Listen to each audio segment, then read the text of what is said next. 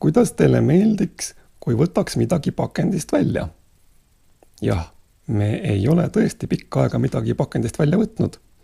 Peale ühe vana VHS-kasseti, mille kirbuturult leidsin. Teate, ilmselt ei ole ma pikka aega midagi ostnud. Sest makstud videoid ma üldjuhul ei tee, sest keegi normaalne inimene ei taha olla nagu Laura, kes seletab. Oi, vaadake, kui väge fotokas mul on. Osta ära ainult 10 000 eurot. Kas see on siis mingi raha hea fotoka eest? No, fotokas võib ju äge olla, ent enamus tellimustöid tegevaid Eesti YouTubereid töötavad söögi eest. Ehk põhimõttel, sa räägi oma kanalil meie ägedast fotokast ja meie räägime sulle, kui hea reklaam see sulle on. Milline võimalus? Eesti YouTuber küsima, kas raha saab? Sponsor vastama, ei saa.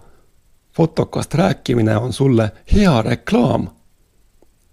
Eesti YouTuber, no hea küll, see on tõesti hea pakkumine, teeme ära. Saate aru, nii tehakse YouTube'is äri Eesti moodi. Nii et mina sellist jama ei tee. Kui ma midagi oma kanalil näitan, peab see hea olema, või kui see hea ei ole, siis peab olema vabadus selle kohta öelda pask, sest keegi ei ole su juttu kinni maksnud. Lihtne. YouTuber ei pea olema prostituut.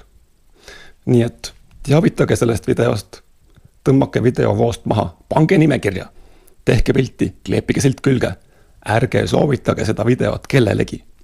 Teate mida? Mind ei huvita.